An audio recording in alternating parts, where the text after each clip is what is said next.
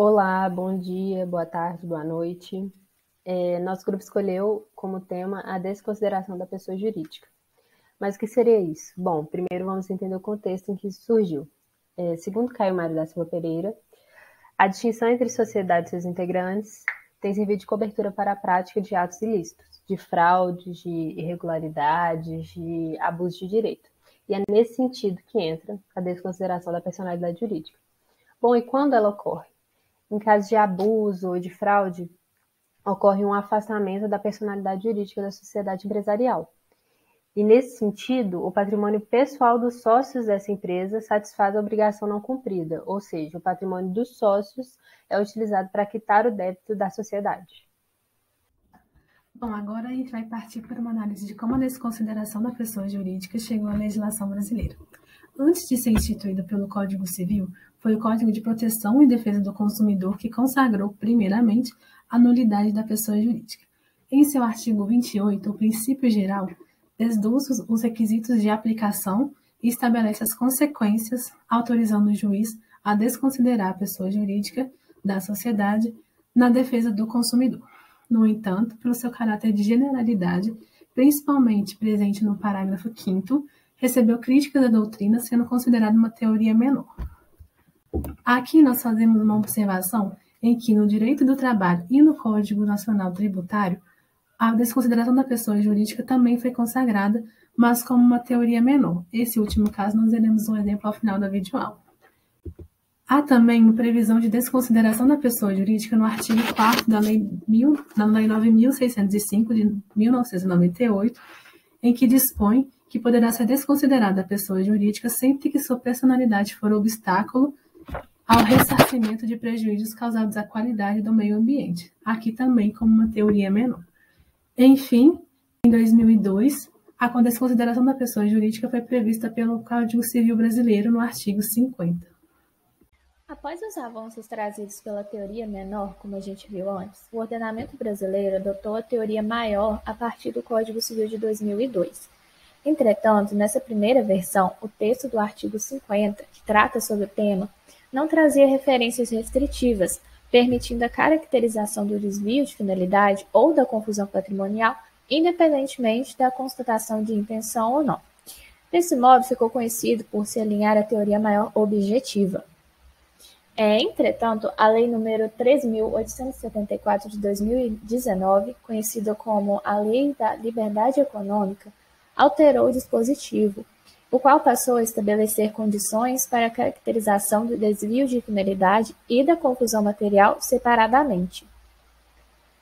Primeiro, eu vou falar sobre o desvio de finalidade.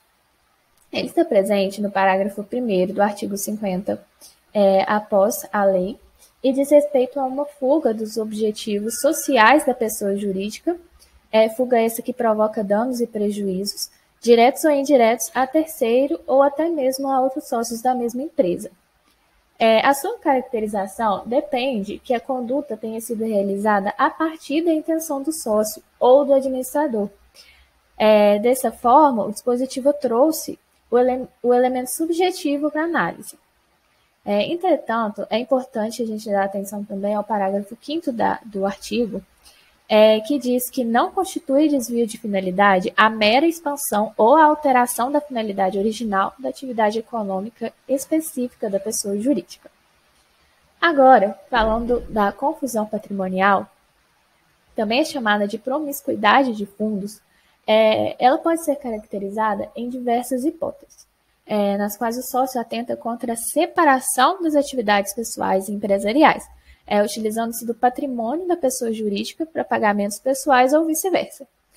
O parágrafo 2º traz algumas hipóteses de caracterização da confusão material, e eu vou ler aqui para vocês. Parágrafo 2º. Entende-se por confusão patrimonial a ausência de separação de fato entre os patrimônios caracterizada por, primeiro, cumprimento repetitivo pela sociedade de obrigações do sócio ou do administrador ou vice-versa, transferência de ativos ou de passivos sem efetivas contraprestações, exceto os de valor proporcionalmente significante, e outros atos de descumprimento da autonomia patrimonial. Como a gente vê nesse próprio inciso 3º, Cabe a gente destacar que as condições trazidas pelo parágrafo 2º são exemplificativas, mas elas não são limitadas, podendo reconhecer a confusão material em outros casos além desses, desde que tenham por base a comprovação indevida de mistura de patrimônio. Além disso, a caracterização independe da intenção do sócio ou gestor, sendo puramente objetivo, diferentemente do desvio de finalidade. Outro ponto importante trazido pela nova lei é que, para a desconsideração da personalidade jurídica, é preciso comprovar o abuso, uma vez que o simples fato isolado de ocorrência de uma eventual irregularidade empresarial não é, por si só, suficiente para desconsideração, como é visto pelo parágrafo 4º do artigo. Também cabe salientar que, como evidenciado pelo caput, o decreto de desconsideração da pessoa jurídica somente pode atingir o patrimônio dos sócios ou administradores que dela se utilizaram direta ou indiretamente, que tiveram vantagem. Além do mais, ainda no caput, é importante sublinhar que existe a possibilidade de alegação da desconsideração da pessoa jurídica tanto pelo Ministério Público, tanto por terceiro prejudicado, tanto pela própria empresa, que busca responsabilizar determinado sócio administrador em específico, e não toda a corporação. Desse modo, o juiz não pode acionar o Instituto, com exceções em casos de direito do consumidor.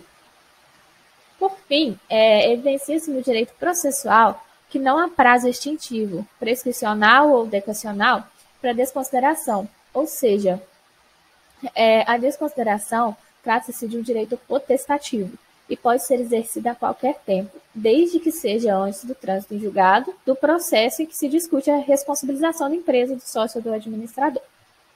Bom, então, caminhando para o final da apresentação, eu gostaria de trazer algumas considerações finais aí, na forma de enunciados de jornadas de direito civil, que são, para quem não sabe, uma espécie de congresso organizado pela Justiça Federal, que são chamados juristas atuantes no direito civil para discutir temas e assentar entendimentos de direito civil.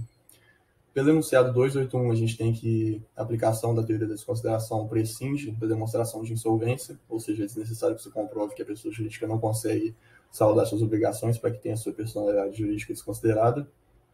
Pelo 282, a gente tem que o encerramento irregular das atividades por si só não caracteriza abuso da personalidade e, portanto, não é motivo suficiente para desconsideração. Pelo enunciado 284, a gente tem que também as pessoas jurídicas de direito privado sem fins lucrativos estão abarcadas aí pelo conceito de abuso, ou seja, também as associações, fundações e não apenas as sociedades. Pelo 285, a gente tem a possibilidade de que a pessoa jurídica invoque a desconsideração da personalidade jurídica em seu favor, né? Seria o caso de um dos sócios da sociedade, por exemplo, transfere dinheiro abusivamente para o seu nome, aí vai o outro sócio e invoca aí a desconsideração em favor da pessoa jurídica. E pelo enunciado 406, a gente tem a possibilidade de desconsideração da personalidade jurídica aí de grupos de sociedade, né, como seria o caso aí das holdings, em que há um repasse de dinheiro abusivo de uma empresa para outra, com o fim de fraudar credores, né?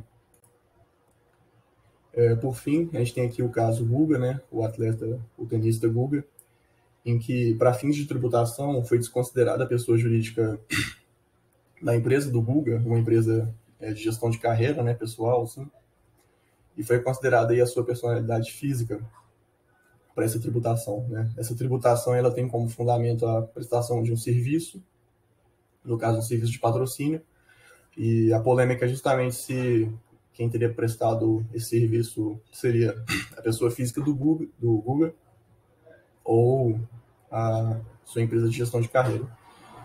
Acabou que o Guga, a pessoa física do Guga, foi condenada a pagar aí mais de 30 milhões de imposto de renda de pessoa física. E, curiosamente, aí, o argumento utilizado foi o de que era a pessoa física do Guga quem estava utilizando o boné do patrocinador, né? E não a pessoa jurídica, já que pessoas jurídicas não usam bonés. É cômico, né? Mas foi esse aí o argumento utilizado para condenação. E a gente observa aqui uma clara aplicação da teoria menor da desconsideração da personalidade jurídica, né? Dada a natureza aí, tributária e fiscal dessa ação e não civil, conforme já vimos anteriormente. Então, é isso. Muito obrigado a todos.